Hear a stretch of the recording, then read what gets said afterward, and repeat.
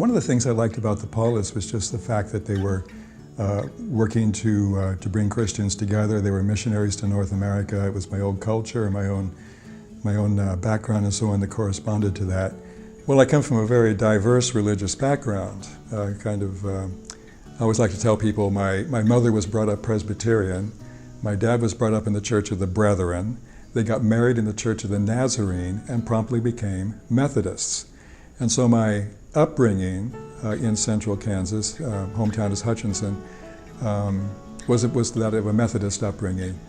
When I was at the University of Kansas studying political science, I happened to meet a Catholic seminarian, and he was running these retreat weekends for college-age people. It really opened my eyes. It was an amazing experience for me, and it kind of exposed me to a whole different dimension of Christianity, of the Christian faith, of more of a communal sort of experience. Then as I started to consider the possibility of religious life, actually one of the priests in my hometown suggested that I look at the Paulist Fathers.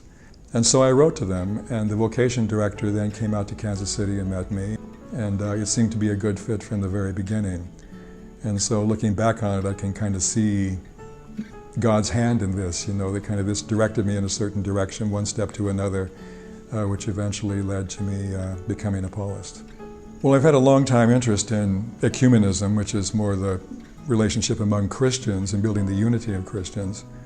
And so by promoting dialogue and cooperation with other Christians, it's a way to foster greater unity in the hopes eventually of having full communion with them as Lutherans, as Episcopalians, as Orthodox.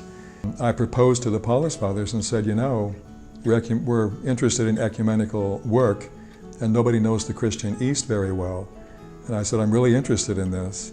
And wouldn't it be nice if I could go to Rome and study at this institute and get a doctorate and kind of specialize in Eastern Christianity? And so to my enormous surprise, they said, yes, that's a good idea. So a few months later, I was on a plane and started my 11 years in Rome. In 2005, I was named by the Vatican as a member of the international dialogue between the Catholic Church, sponsored by the Vatican, and the Oriental Orthodox churches. This is a group of Eastern churches that have not been in full communion with the rest of the church since the 5th century. And so it's a group of 6 churches. They're in communion with each other.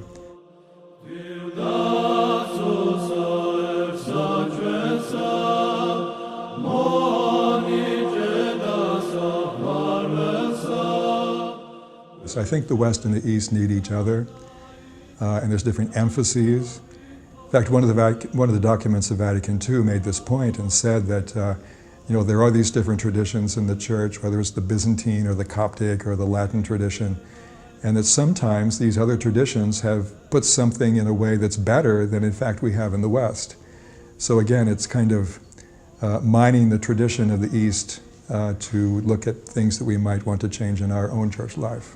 I've just been very grateful over the years at the opportunities that the Paulists have provided me with to do this other work also, in terms of fostering Christian unity, especially with the East, but also with these other groups.